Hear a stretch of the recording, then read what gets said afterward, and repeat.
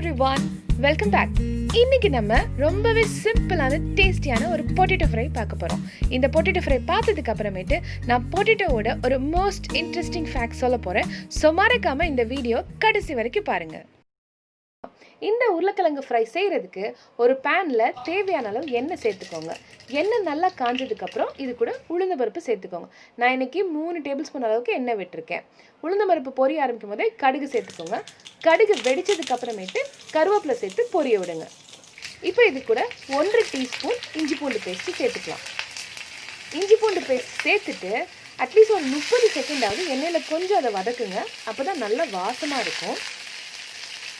இதுக்கப்புறம் இதோட கட் பண்ணி வச்சுருக்க உருளைக்கிழங்கு சேர்த்துக்கலாம். நான் இன்றைக்கி ஒரு 4 உருளைக்கிழங்கு மீடியம் சைஸ் உருளைக்கிழங்கு ரவுண்டாக கட் பண்ணி எடுத்துருக்கேன். தோல் உரிச்சிட்டு ரவுண்டாக கட் பண்ணிவிட்டு 2 தடவை தண்ணியில் அலசிட்டு தண்ணியெல்லாம் வடிச்சிட்டு எடுத்து வச்சுருக்கேன். இப்போ அதோட சேர்த்துக்கலாம். தண்ணியை நல்லா வடிச்சிட்டு உருளைக்கிழங்கு சேர்த்துக்கோங்க.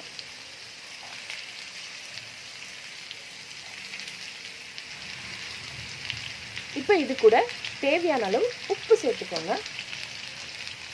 அப்புறம் 2 டீஸ்பூன் மிளகாய் தூள் அப்படியே தூவி விடுங்க.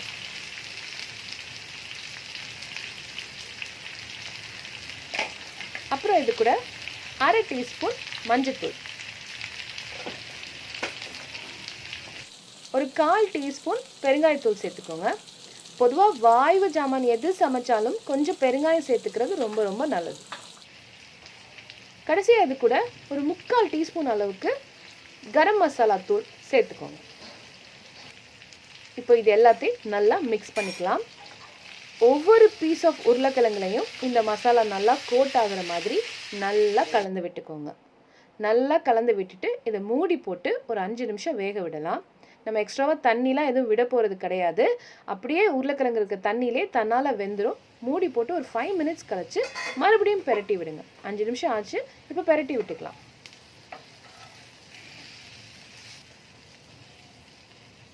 பெரட்டி விட்டுட்டு மறுபடியும் மூடி வச்சு இன்னொரு 5 நிமிஷம் விடுங்க.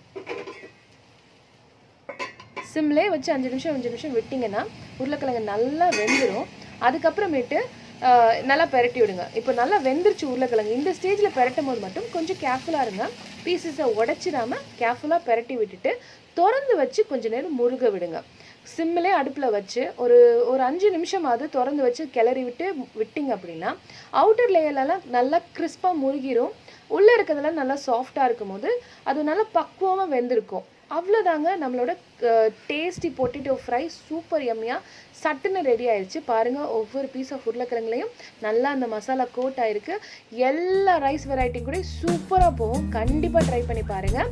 ரொம்ப ரொம்ப உங்களுக்கு பிடிக்கும். ட்ரை பண்ணி பார்த்து உங்கள் ஃபீட்பேக்கை எனக்கு ஷேர் பண்ண மறந்துடாதீங்க. வெயிட் உருளைக்கிழங்கை பற்றின ஒரு மோஸ்ட் இன்ட்ரெஸ்டிங் ஃபேக்ட் சொல்கிறேன்னு சொல்லியிருக்கேன் இல்லையா? அதை இப்போ பார்த்துடலாம். உருளைக்கிழங்கு வேர்ல்டு ஃபுல்லாக எவ்வளோ ஃபேமஸ்ன்னு உங்கள் எல்லாத்துக்கும் தெரியும். உலகம் ஃபுல்லாக எல்லா கண்ட்ரீஸ்லேயும் நிறைய விதமாக செஞ்சு எல்லாரும் அசத்தியிருக்காங்க. ஆனால் இந்த உருளைக்கிழங்கு ஸ்பேஸ் வரைக்கும் போய் வளர்ந்துருக்குன்னு உங்களுக்கு தெரியுமா? ஆமாங்க, 1995 நாசாவும் யூனிவர்சிட்டி ஆஃப் விஸ்கான்சனும் சேர்ந்து உருளைக்கிழங்கை ஸ்பேஸ்லேயே வளர்த்துருக்காங்க. இதன் மூலமாக ஃபர்ஸ்ட் வெஜிடபிள் ஆன் ஸ்பேஸ், அதாவது ஸ்பேஸில் வளர்க்கப்பட்ட முதல் வெஜிடபிள்ங்கிற பெருமையை நம்ம உருளைக்கிழங்கை தட்டி செல்லுது. இதோட இந்த வீடியோவை நம்ம முடிச்சுக்கலாம். இது போல் இன்னும் நிறைய வீடியோஸ் பார்க்குறதுக்கு மறக்காமல் நம்ம சேனலுக்கு சப்ஸ்கிரைப் பண்ணிவிட்டு அந்த பெல் ஐக்கனை கிளிக் பண்ணிடுங்க. தேங்க்யூ ஸோ மச் ஃபார் வாட்சிங்.